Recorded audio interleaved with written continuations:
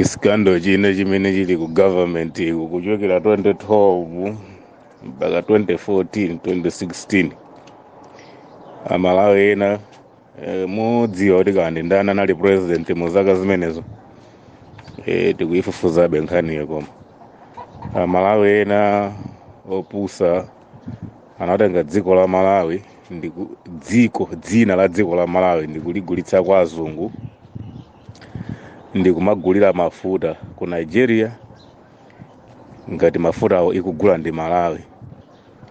Ndikupeza kuti azungu aja magula mafuta aja ndikumapiritsa pamene amapita. Nkhani ikumveka yoti Malawi ngati dziko limodzi mwa maiko osauka pa dziko lapansi. Maiko osauka ngati Malawi akamaoda petulo akamaoda diesel mafuta kunja amayenera azoda pa ndalama yochipa, amagula mochipa kuyerekeza ndi maiko olemera. Amakhanga amakhandika subsidy muja zikhalira ngati fertilizer mucha. Nde amalawi amatenga dzina la Malawi lija ndikuligulitsa kwagulitsa azungu aja amagula mafuta ngati kugula ndi Malawi. Basi waja kumanyemeledwa mafuta aja ndamapezeka kuti akumapita azungu aja matenga mafuta makagulitsa kunja. Khangati mzungu uja kapena kuti akupindula pawiri kugula mafuta ngati munthu osauka kukagulitsa mafuta ngati munthu olemera. Isi mmene akugula ngati iye ndi Malawi kokagulitsa kuja kagulitsa ngati iye ndi Mmeleka kapena iye ndi British. Uchisilu wa Malawi amene 2012 2013 2014 2015 akazakhazi kuchitika zimenezo. Lero lino tikamavutika ndi mafuta chonchi mamode ziyang'ala zinthu ngati zimenezo kuti dzina lathu moja it was dented, dzina lathu linaonongeka kumene kuja and zomwe zikuone kuti pali mavuto ena ofuna kukonza manthu safuna kulankhula zimene tikungamba zakusowa kwa mafuta zina mwazifukwa zimene zopa contribute tisowe mafuta ndi zimenezo tinatsogoza mbiri zoyipa and panopo zimene zinaululika kuti Malawi samene ankagula mafuta ankagula ndi azungu pogwiritsa ntchito dzina la Malawi ngati dziko losauka kuti azungu aja adzigula mafuta aja mochipa. Ndi chimodzimodzi kuti Malawi kupusa kwa Malawi kulandira kuponi ya fertilizer kugulitsa apaso kulandira kuponi yoti adzigulira fuel pa mtengo otsika wa subsidy ndikuigulitsa kwa azungu ndimagulira mafuta aja mapitana kwawo. Kwanu kuno kulibe mafuta Malawi wake otani ameneyo 2012 2013 2014 zikuchitika zimenezo. Who was the stupid president by that time? Ndi anthu ake ankapanga zanezi. And today with Tosa Alliance anthu afuna dziko la kuchikamo osamayang'ana zimene zinkachitika zibwanyi osabwera poyera mazauza anthu kuti this was the stupid things we were doing in the government. Nifakana mwana kuti muli zinthu zambiri zimene zikulepheretsa ndipo pamalipite patsogolo ndi chitukuko ndi zinthu zina zimene tikuvutika nazo lero lino. Koma anthu amene ankapanga zinthu zopusa zimene safuna kumauza anthu ndi amene samakhala oyambirira amapita ku street umakawowoza.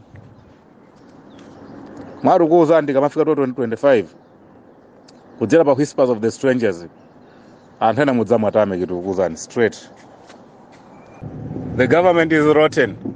Kuti tiyambe zoti lamulo ligwire ntchito timanga wina aliyense and we not opposition mpaka samina ali nchipani. The worst thing that Mr. Chakwera is to regret ningizano mena napanga. Me have been saying about this thing, letting the recycled rotten politicians join his government. That was the very big mistake he did, Mr. President. Nduguzani, I've been saying about this thing here. Kuti ababa Achakwera anachita mistake yaikulu ndipo bwaka nanga panga mgwizano uja iwo Achakwera ndi chilima finish. Koma zotenga all those rotten recycled politicians ndikuapanga government. Ndi pamene zikuvula if you are to look at those things ndimezi kufuta kuzama kuti zinamba kuchitika 2012, 2013, 2014, 2015, 2016. When you look in 2016 was not Joyce Banda there. We're talking about kuti opposition DPP ndimene naziyambisa zinakathera mu PP.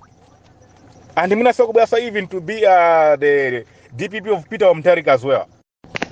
So tingatamana kuti abanje government si ukhala serious. Akwakulu ndikuuzane zipani zonse zimene zinapita kumgwizano zija kunali kukabisala seeking refugee.